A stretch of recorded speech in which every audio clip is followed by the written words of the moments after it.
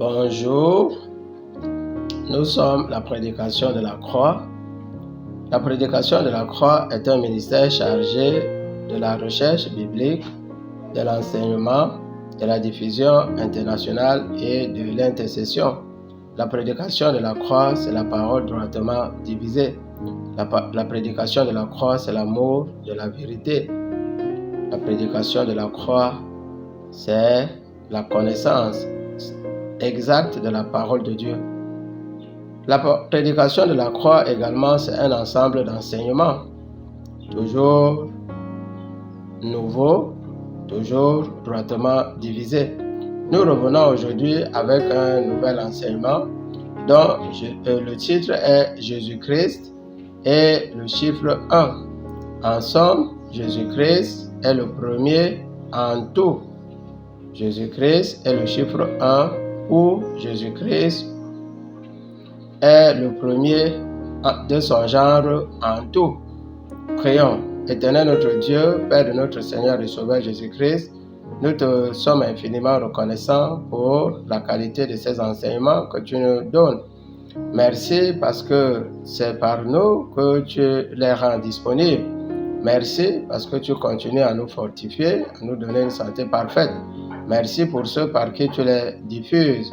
Merci davantage pour ceux qui les reçoivent et qui les recevront dans un futur à venir, dans la vie desquels tu te déploies infiniment. Merci, Éternel notre Dieu, parce que ta parole éclaire et les ténèbres de nos vies s'éloignent. Merci pour les guérisons, merci pour les emplois retrouvés, merci pour la prospérité qui est notre lot. Merci parce que tu protégeras toujours, Éternel notre Dieu, cette parole et ceux qui la suivront. Merci pour tout grand Dieu, au nom puissant de Jésus-Christ, le Saint et le Juste. Amen. Jésus-Christ est le chiffre 1. Oh, Jésus-Christ, le premier de son genre en tout. 1 est le chiffre de l'unité. 1 est le chiffre de l'unité. Il y a un seul Dieu. Jésus-Christ est le fil rouge de toute la parole de Dieu, de Genèse à Apocalypse. Il est celui dont tous les prophètes et tous les livres bibliques ont parlé. Jésus-Christ est la révélation. Jésus-Christ est le premier de son genre en tout. Jésus-Christ, numéro 1, Jésus-Christ est le premier fils de Marie. Jésus-Christ est le premier fils de Marie. Il est écrit, Luc 2 au verset 7. Luc 2 au verset 7. Pendant qu'il était là, le temps où Marie devait accoucher arriva et elle enfanta son fils premier-né. Marie, sa mère, en avait d'autres. Si Jésus-Christ est le fils premier-né de Marie, sa mère a eu d'autres enfants. Marc 6, du verset 3 au verset... Marc 6, du verset 1 au verset 3. Il est écrit que quand le sabbat fut venu, il se mit à enseigner dans la synagogue. Beaucoup de gens qui l'entendirent étaient étonnés et disaient: d'où lui viennent ces choses? Quelle est cette sagesse qui lui a été donnée? Et comment de tels miracles se font-ils par ses mains? N'est-ce pas le charpentier, le fils de Marie, le frère de Jacques, de José, de Jude et de Simon? Et ses sœurs ne sont-elles pas parmi nous? Et il nous a été expliqué que si Jésus, le Sauveur, avait 4 frères, il avait plus de 4 sœurs, parce que sinon leur nom, même si la société juive était patriarcale, aurait été ajouté. Jésus-Christ est le premier fils de Marie et Marie, sa mère, a eu d'autres enfants, dont Jacques, le responsable de l'église primitive, parmi les premiers responsables, José, Jude et Simon. Deuxième point où Jésus-Christ est premier en son genre. Jésus-Christ est la seule personne à avoir reçu le Saint-Esprit après le baptême de Jean-Baptiste. Matthieu 3, du verset 16 au verset 19. Nous savons que Jean est venu annoncer le baptême de repentance, disant au peuple de croire en celui qui venait après lui. Alors, Jésus-Christ est donc le seul qui a reçu le Saint-Esprit durant tout le ministère de Jean. En fait, il était à la recherche de quelqu'un qui recevrait le Saint-Esprit, donc il était à la recherche de Jésus-Christ.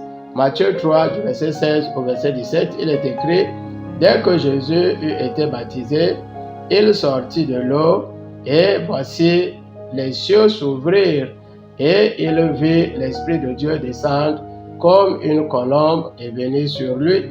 Et on entendit sur lui, et voici une voix fit entendre des cieux ces paroles: celui-ci est mon fils bien-aimé, en qui j'ai mis toute mon affection. Donc, Jésus-Christ, après le baptême, a reçu le Saint-Esprit, et il y a eu la déclaration prophétique. Jésus-Christ est le seul, durant tout le ministère de Jean-Baptiste, qui a reçu le Saint-Esprit.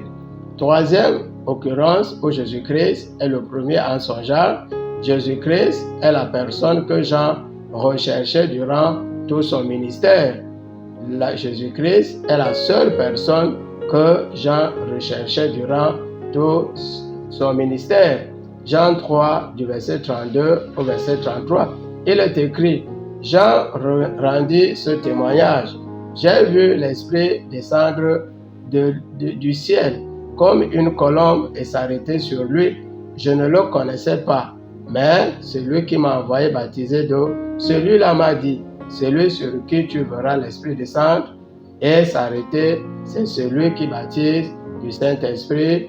Et j'ai vu et j'ai rendu témoignage qu'il est le Fils de Dieu. Nous savons que Jean, en faisant ce témoignage, était un peu découragé de ce que le Sauveur du monde ne soit pas quelqu'un de grand. Quand il dit qu'il ne le connaissait pas, c'était vrai, mais il connaissait Jésus-Christ qui était son cousin, avec qui ils avaient grandi et ils avaient étudié la parole.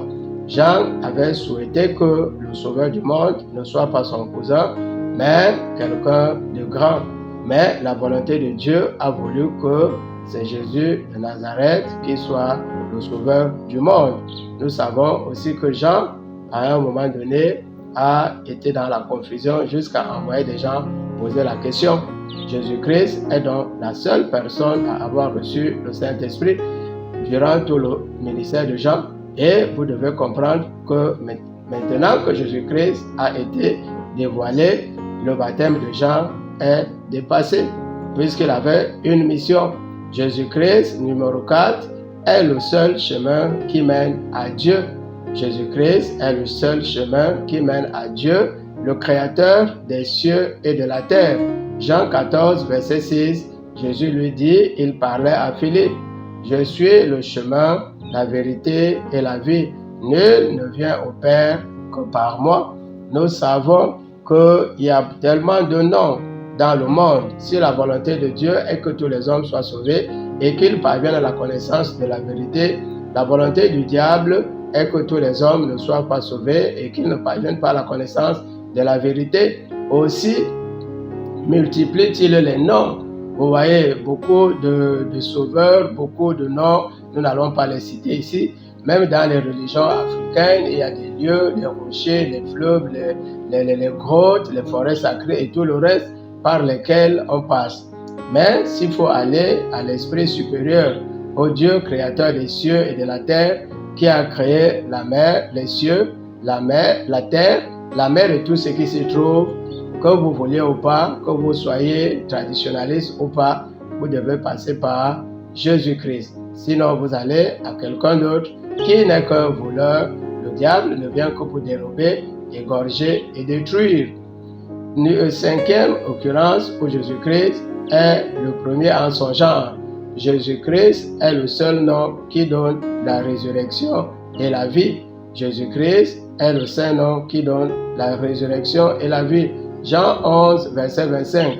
Jean 11, verset 25, il est écrit, Jésus lui dit, je suis la résurrection et la vie. Celui qui croit en moi vivra, quand bien même il serait mort. Le péché étant venu par la désobéissance d'un seul, c'est par l'obéissance d'un autre homme que la résurrection est possible. Et ce nom, c'est Jésus-Christ. Sinon, on reste dans laisser les morts enterrer leurs morts. La résurrection véritable pour nous qui étions morts à cause du péché originel, c'est à travers une seule personne, Jésus-Christ. Sixième occurrence où Jésus-Christ est le premier en son genre, Jésus-Christ est le seul intermédiaire. Jésus-Christ est le seul intermédiaire. 1 Timothée 2, du verset 3 au verset 5, il est écrit, car cela est bon et agréable devant notre Dieu qui veut que tous les hommes soient sauvés et qu'ils parviennent à la connaissance de la vérité. Car il y a un seul Dieu et un seul médiateur entre Dieu et les hommes, Jésus-Christ, homme. Voilà la vérité que Dieu voudrait que nous sachions. Qui a combien de dieux? Un seul Dieu, créateur des cieux et de la terre. Qui a combien de médiateurs? Un seul médiateur, comme annoncé dans Jean 14, verset 6. Jésus lui dit, je suis le chemin, la vérité et la vie, et nul ne vient au Père que par moi. La prédication de la croix, quant à ce qui la concerne, vient apporter une petite lumière, une petite vérité pour que nous allions véritablement à Jésus-Christ qui est la vie. La volonté de Dieu est que tous les hommes soient sauvés, qu'ils parviennent à la connaissance de la vérité, car il y a un seul Dieu, un seul médiateur, qui est qui? Jésus-Christ, qui est un homme. Septième occurrence, où Jésus-Christ est le premier en son genre. Jésus-Christ est le seul nom par lequel nous avons l'amour de Dieu. Jésus-Christ est le seul nom par lequel nous avons l'amour véritablement de Dieu. Jean 3, verset 16. Jean 3, verset 16, il est écrit, car Dieu a tant aimé le monde qu'il a donné son Fils unique, afin que quiconque croit en lui ne périsse point, mais ait la vie éternelle. L'amour de Dieu vis-à-vis du monde se manifeste chez un individu à travers un homme. Quel que soit votre degré d'opulence, de prospérité, si vous n'avez pas Jésus-Christ, sachez que vous n'avez pas l'amour de Dieu.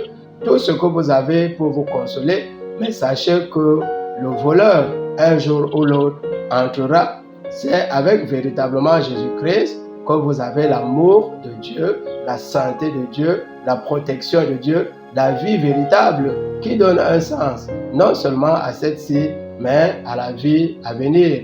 Jésus-Christ est véritablement l'amour de Dieu. Huitième occurrence, Jésus-Christ s'est assis, le premier, sur l'âne sur lequel il est entré à Jérusalem. Nous voyons quelque chose assez symbolique.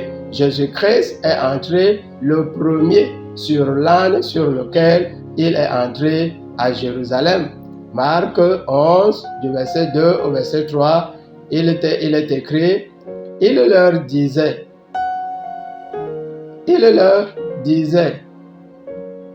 allez au village qui est devant vous. Dès que vous serez entrés, vous trouverez un ânon attaché sur lequel aucun homme ne s'est encore assis. Aucun homme ne s'est encore assis. Détachez-le et emmenez-le. Si quelqu'un vous le demande, pourquoi faites-vous cela? Répondez-lui, le Seigneur en a besoin et à l'instant, il le laissera venir ici. Voilà la prophétie que le Seigneur a faite pour indiquer l'endroit où se trouvait l'âne sur lequel il devait monter il devait entrer à Jérusalem. Nous rendons grâce à Dieu de ce que lorsque le Seigneur Jésus fait la prophétie, c'est toujours par rapport aux choses qui glorifient le nom de Dieu. Alors, Jésus-Christ a été le premier enterré dans sa tombe. Le Seigneur Jésus a été le premier enterré dans sa tombe. Nous voyons dans Matthieu 27, versets 57 à 61. Matthieu 27, de 57 à 61. Nous vous donnons la possibilité, vous aussi, d'aller consulter pour savoir si le Seigneur Jésus-Christ a été enterré en deuxième ou en troisième, mais vous verrez que le Seigneur Jésus-Christ a été enterré le premier. De tous ceux qui sont ressuscités des morts, Jésus-Christ est le seul qui est monté au ciel. De tous ceux qui sont ressuscités des morts, Jésus-Christ est le seul qui est monté au ciel. Marc 16, au verset 19, il est écrit, « Le Seigneur, après leur avoir parlé, fut enlevé au ciel et il s'assit à la droite de Dieu. » Nous savons que plusieurs personnes sont ressuscitées. Il y a Ithykos dans Actes, il y a Lazare et tous les autres. Mais après avoir vécu longtemps, qu'est-ce qui leur est arrivé? Comme un amant à qui 15 ans ont été augmentés, ils sont morts une seconde fois. Jésus-Christ est le seul qui est monté au ciel. Même si aussi les Romains expliquent qu'en 1958, sa mère est montée au ciel. Nous pouvons nous demander si sa mère est montée au ciel, ça veut dire qu'elle est montée vivante ou elle était morte. Deuxième occurrence, de tous ceux qui sont ressuscités, Jésus-Christ est le seul encore vivant. De tous ceux qui sont ressuscités, le Seigneur Jésus est le seul à être encore vivant. Acte 9, du verset 3 au verset 7. Acte 9, du verset 3 au verset 7, il est écrit, « Comme il était en chemin et qu'il s'approchait de Damas, tout à coup, une lumière venant du ciel resplendit autour de lui. Il tomba par terre et il entendit une voix qui disait, « Pourquoi me persécutes-tu » Il répondit, « Qui es-tu, Seigneur ?»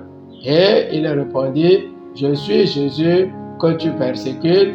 Il te serait dur de regimber contre les aiguillons. » Tous les amis et amoureux de la Bible savent que c'est le chemin de Damas, dont le monde en parle souvent, que chacun a son chemin de Damas. C'est Paul qui, ayant reçu les mandats d'amener, se rendait à Damas pour aller prendre des frères. Et le Seigneur Jésus-Christ avait été envoyé pour aller non seulement couper la route, mais lui montrer qu'il était dans l'erreur et montrer qu'il devait se repentir. 13e occurrence où Jésus-Christ est premier en son genre. Jésus-Christ est le seul nom qui donne le salut. Vous voyez, Jésus-Christ est le seul nom qui donne le salut. Quel privilège nous avons à connaître ce nom. Regardez toutes les peines que les gens se donnent dans les religions. Vous voyez, mais ces noms-là ne donnent pas le salut. Acte 4, verset 12. Acte 4, verset 12. Il est écrit, il n'y a de salut en aucun autre, car il n'y a sous le soleil aucun autre nom qui ait été donné parmi les hommes par lequel nous devions être sauvés. Oh, cette phrase, ce verset est vrai et juste, et tous les autres sont faux, où nous faisons l'écuménisme et que Jésus-Christ est vrai le matin, il faut le soir. Donc, si vous comptez le nom et toutes les religions, beaucoup et toutes sont des créations de l'adversaire, dont le but est de perdre l'humanité. Jésus-Christ est le seul nom qui donne le salut. 14e occurrence où Jésus-Christ est le premier. Jésus-Christ est le nom qui est au-dessus de tout nom. Jésus-Christ est le nom qui est au-dessus de tout nom. Philippiens 3, du verset 9 au verset 11. Philippiens 2, du verset 9 au verset 11. Il est écrit, c'est pourquoi aussi Dieu l'a souverainement élevé et lui a donné le nom qui est au-dessus de tout nom, afin qu'au nom de Jésus-Christ, tous genoux fléchissent dans les cieux et sur la terre, et que toute langue confesse que Jésus-Christ est Seigneur, à la gloire de Dieu le Père. Si vous confessez Jésus-Christ, tu es le Seigneur et le Sauveur, tu es le Sauveur et le Seigneur de ma vie, vous donnez gloire à Dieu. Jésus-Christ est le seul nom qui est au-dessus de tout nom. Commencez à prononcer le nom et vous arriverez toujours que Jésus-Christ est au-dessus de tous ces noms. Même au niveau des grands pays du monde, de ceux qui les dirigent, Jésus-Christ est au-dessus de tout nom. Prenez toutes les puissances et tout Jésus-Christ est au-dessus de tout nom. Donc, lorsque nous avons Jésus-Christ, nous ne tremblons pas devant ces choses. 15e occurrence où Jésus-Christ est premier en son genre. Jésus-Christ est l'image du Dieu invisible à travers ses caractères. Jésus-Christ est l'image du Dieu invisible à travers ses caractères. Colossiens 1, du verset 15 au verset 23, il est écrit, il m'épouse, Jésus-Christ est l'image du Dieu invisible, le premier-né de toute la création, car en lui ont été créées toutes les choses qui sont dans les cieux et sur la terre, les visibles, les invisibles, trône, dignité, domination, autorité, tout a été créé par Dieu et pour Christ. Jésus-Christ est avant toute chose et toute chose subsiste en lui. Il est la tête de l'Église, il est le commencement, le premier-né d'entre les morts, afin d'être en tout le premier. Jésus-Christ est en tout le premier. Si nous revenons au début, Jésus-Christ est l'image du Dieu invisible. Jésus-Christ est ce que Dieu voudrait et comment Dieu voudrait qu'on le conçoive. Dieu est humilité, Dieu est compassion, Dieu est miséricorde. Vous voyez, Dieu, ce n'est pas la fanfaron, l'orgueil, la fanfaronnade, l'orgueil. Vous voyez, Dieu veut que nous soyons humbles. Dieu lui-même est comment? Humble. Dieu veut que nous ayons de la compassion. Donc Jésus-Christ est l'image de Dieu invisible. Vous voyez quand les gens ne font pas Jésus-Christ, comment ils sont. Vous voyez, même quand ils font dans l'apparence, regardez toujours comment ils ressurgissent. Vous voyez, donc Jésus-Christ est l'image du Dieu invisible. 15 et 16, Jésus-Christ est assis à la droite du Père. Jésus-Christ est assis à la droite du Père et au-dessus de tout nom. Vous voyez, Jésus-Christ est le premier de son genre. Il est où? Assis à la droite du Père céleste et au-dessus de tout nom et est le nouvel archange protecteur. Jésus-Christ est le nouveau Lucifer, si vous voulez, puisqu'il a pris la place de l'archange protecteur. Éphésiens 1 du verset 20 au verset 22, Éphésiens 1 du verset 20 au verset 22, il est écrit, il a déployé en Christ sa puissance en le ressuscitant des morts et en le faisant asseoir à sa droite. Jésus-Christ est assis à la droite du Père dans les lieux célestes, au-dessus de toute domination, de toute autorité, de toute puissance, de toute dignité et de tout nom qui se peut nommer, non seulement dans le siècle présent, mais encore dans le siècle à venir.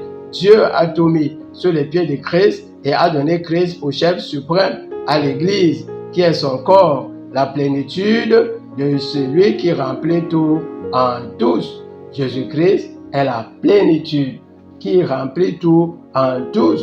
La plénitude est la valeur extérieure et intérieure d'une vie, d'une personne. Si vous n'avez pas Jésus-Christ, vous avez quelle plénitude vous pouvez avoir? C'est la violence, c'est l'orgueil, c'est la méchanceté et tout le reste. Jésus-Christ est compassion, Jésus-Christ est humilité, Jésus-Christ est douceur et tout le reste.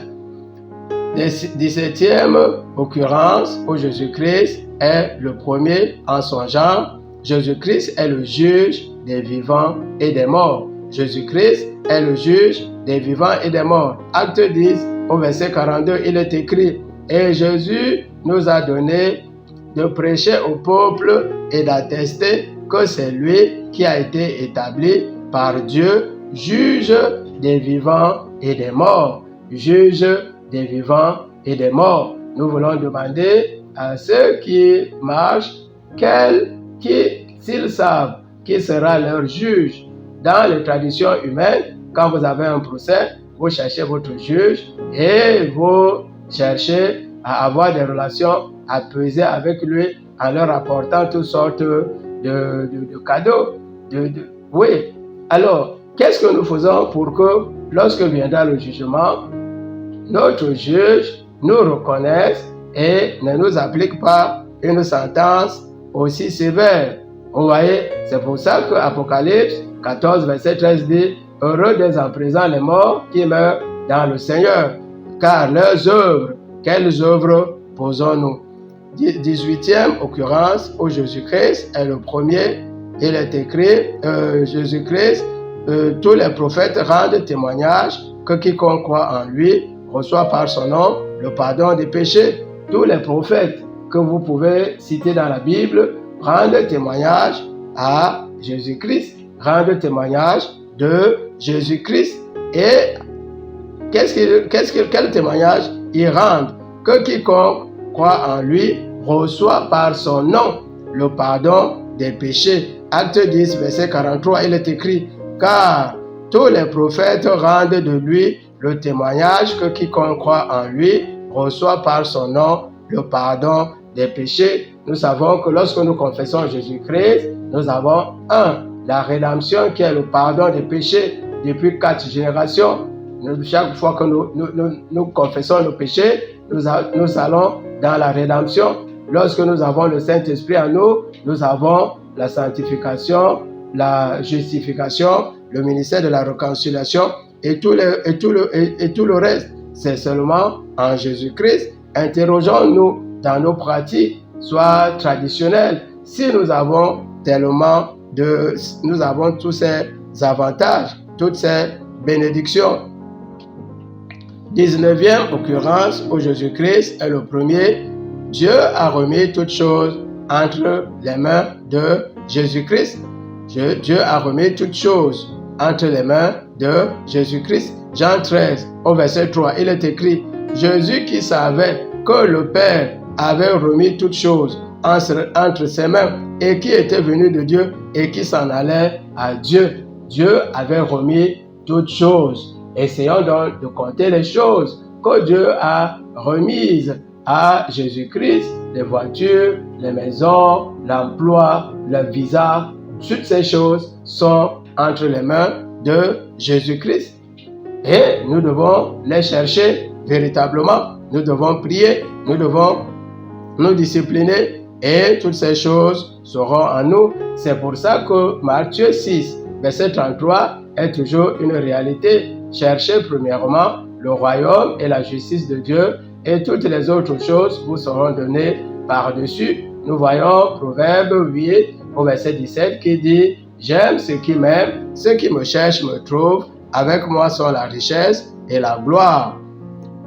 20e occurrence, Jésus-Christ est le Seigneur de tous. Jésus-Christ est le Seigneur de tous. Que vous vouliez ou pas, que vous l'acceptiez ou pas, Jésus-Christ est votre Seigneur. Il est écrit: Jésus-Christ est le Seigneur de tous. Acte 10, verset 34. Acte 10, verset 34, il est écrit: Il a envoyé la parole aux enfants d'Israël en leur annonçant la paix par Jésus-Christ, qui est le Seigneur de tous. Jésus-Christ est le Seigneur de tous. Que nous le voulions ou pas, il est notre Seigneur. Mais il serait préférable, tandis que la promesse d'entrer dans son royaume subsiste encore, qu'aucun de nous ne paraisse être venu trop tard. Il est temps de rechercher l'Éternel, le Seigneur, afin que nous ayons la vie, parce qu'il est notre Seigneur, connu ou inconnu.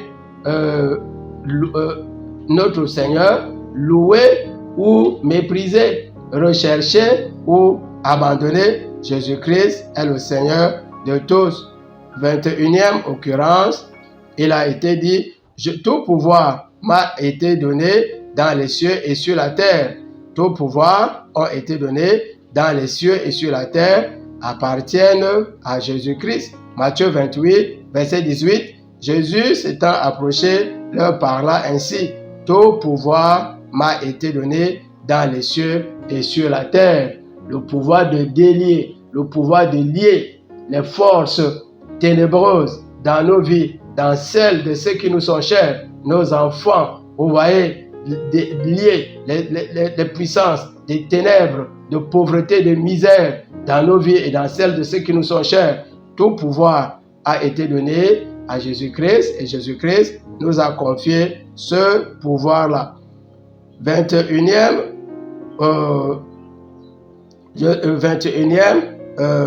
occurrence, Jésus-Christ est plus grand que le temple de Jérusalem. Jésus-Christ est plus grand que le temple de Jérusalem. Nous vous envoyons faire des recherches, nous donnons le verset Matthieu 12, du verset 6 au verset 8. Jésus-Christ est plus grand que le temple de Jérusalem.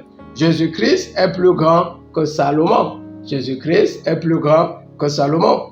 Donc, quand nous parlons du temple de Jérusalem, le sabbat n'a plus d'importance parce que Jésus-Christ est plus grand que le temple de Jérusalem, plus grand que Salomon qui a bâti le temple, plus grand que le sabbat. Jésus-Christ est plus grand que Jonas. Jésus-Christ est plus grand que Jonas. Matthieu 12 au verset 4. Matthieu 12 au verset 4. Jésus-Christ est plus grand que Moïse. Jésus-Christ est plus grand que Moïse. Jésus-Christ est fils de Dieu. Jean 3 verset 16. Et Moïse est serviteur de Dieu. Conclusion. Jésus-Christ est le plus grand mystère, est le plus grand bien.